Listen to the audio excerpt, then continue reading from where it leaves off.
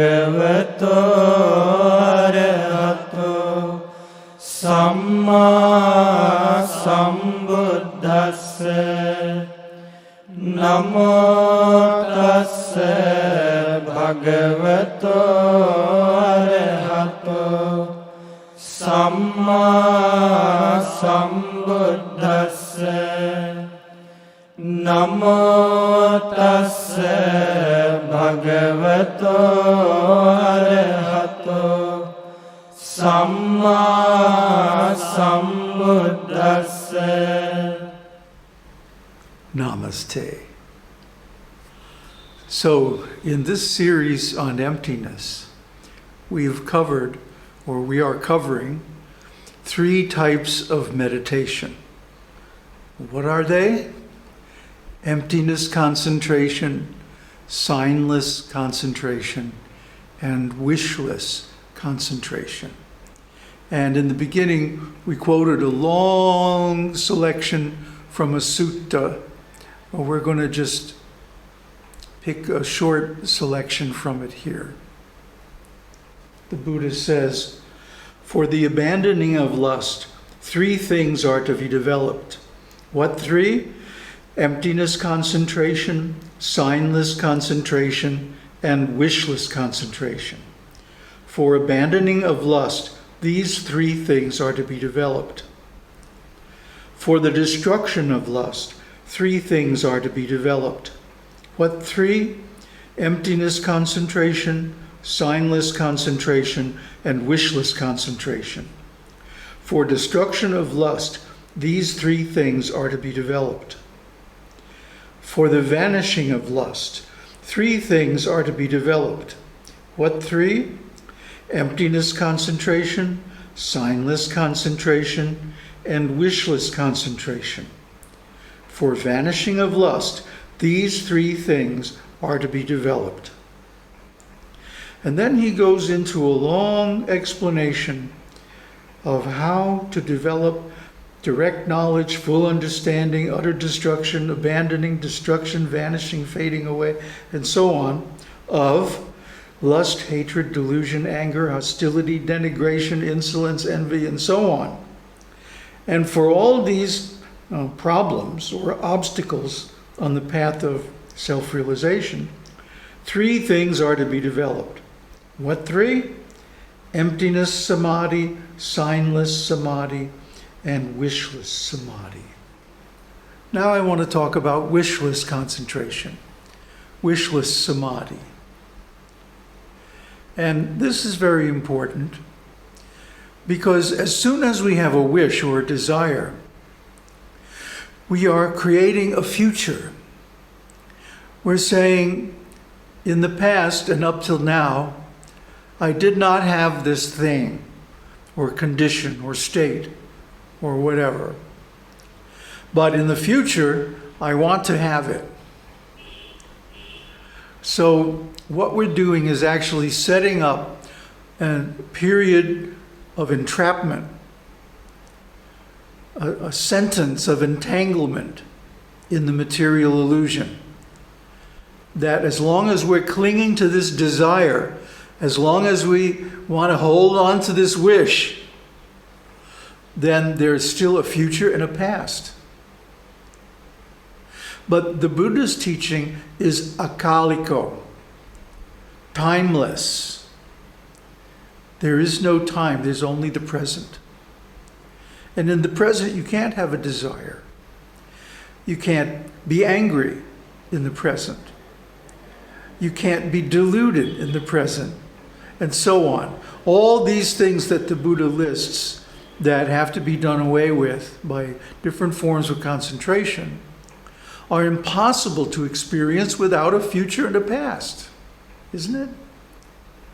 Let's take anger, for example. I had this and then you took it away from me, and now I'm going to be angry at you until I get some kind of retribution. See, past, present, and future. So as soon as we become fully in the present, fully timeless, then we automatically lose all these things. And the best way to do that is to let go of wishes, to let go of desires.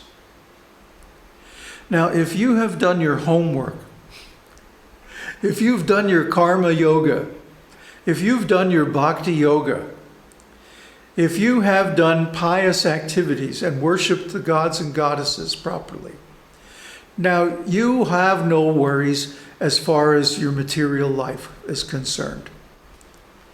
Say, why do you think that sannyasis and renunciants can just let go of working for a living and striving and making efforts to improve their condition and so on?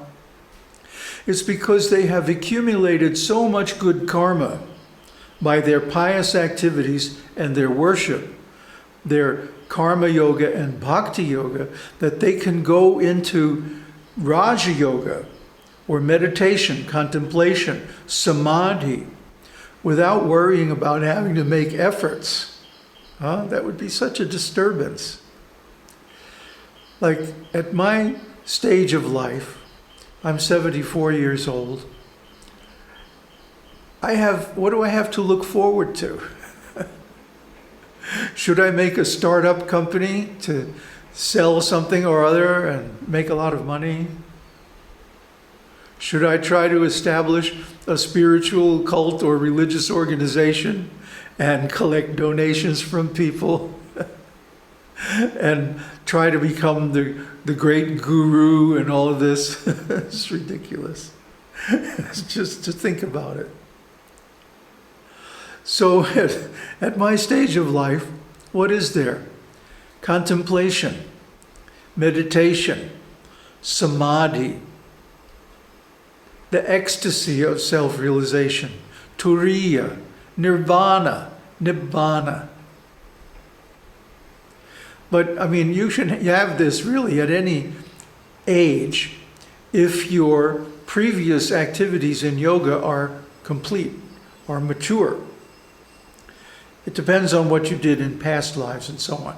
But assuming, starting from a blank slate in this life, you have to build up a base. You have to build up a foundation of karma yoga and bhakti yoga, devotion to the Supreme, in whatever way you conceive of the Supreme. It can be a god or goddess, or it could be Brahman, the qualityless, attributeless, activityless self. So by loving and worshiping God or goddess or the self in any form, in any way, one accrues tremendous good karma. And especially if one also helps others and encourages others to walk this path. This is given in the Vedas, it's given in the Buddha's teaching, it's given in so many ancient cultures and religions. But this is the levels. We've posted this diagram, this table of the 4 levels of consciousness so many times. I wish people would take the time to understand it and realize where they are in it and observe themselves and watch the changes in the state of consciousness as they go through their day. And also to develop the yogas that are associated with each stage of consciousness. Because actually in Turiya, which is our real state, we have all these states of consciousness available simultaneously all the time. But then when we get to the higher levels, when we get to the Raja-yoga stage, Vivartha-vāda, the view is that everything in manifested creation is but a mirage, just an illusion. And the actual reality is emptiness, not even nothingness, but beyond nothingness, emptiness. In nothingness, there's still the potential of having a thing, an external object for consciousness. But in emptiness, There is no other object, can be no other object. So there can't be consciousness either. There can only be pure objectless awareness. And this is Turiya Tita. This is the ultimate realization. So in the beginning of this Rāja-yoga, we have to enter into this emptiness, this signless space, without any word or symbol to denote any object. In other words, we have to stop thinking, stop the verbal conversation in the mind. And there are various ways to do this, through a mantra or through a cultivation of the will to stop the mind. That's very difficult. But in any event, the ultimate goal is this emptiness concentration, signless concentration, and most of all, wishless concentration. And of course, on the yogic path, at every stage, we are counseled to give up desires. Don't be attached to things. Don't crave things. Don't cling to things. Huh? That's why I said at this stage, to be stable, you have to have a good foundation. You have to have so much good karma built up that you can relax all efforts, knowing that everything you need will come to you. For many people, this entails giving up the gross body and ascending to a higher level of existence in the planets of the demigods, or even in the pure creation. And from there, they can realize emptiness. They can realize Brahman. And they can finish their self-realization. But it's actually possible to do this while still embodied. And this is what leads to becoming a Jivan Mukta. Jivan Mukta is liberated while still alive in the material body. And in many ways, this is the ideal state, because the whole spectrum of experience is available to you. If you want to experience things through the senses, you can. If you want to experience through the mind, it's still there, it's still workable. Or if you want to be in touch with the primal awareness, unconditioned Brahman, you can. See, this is my life. At this stage, I like to sleep in the daytime when it's hot.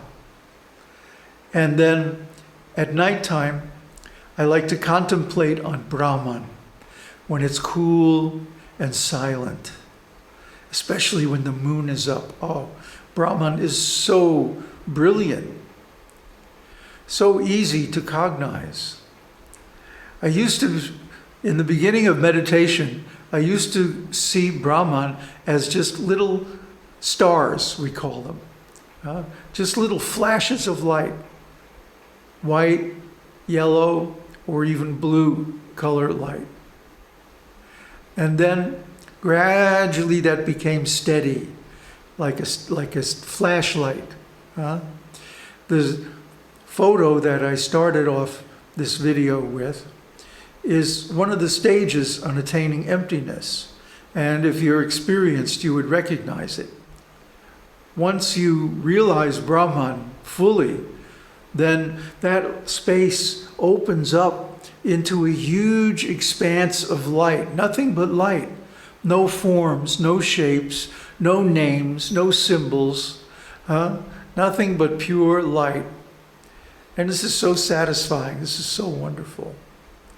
Then you can see very clearly, as soon as you come up with some desire or some wish, it will obscure part of the light. And this is the situation for most people. Most people are cultivating so many desires and so many wishes that the Brahman light is completely obscured. But for one who has actually realized all this, the Buddha explains, Having comprehended the highs and lows of the world, he is not perturbed by anything in the world. Peaceful, fumeless, untroubled, wishless, he has, I say, crossed over birth and old age. So please, you cultivate these three things: emptiness concentration, signless concentration, and wishless concentration, and make your realization perfect and complete. Aum Tat Sat. Aum Shakti Aum.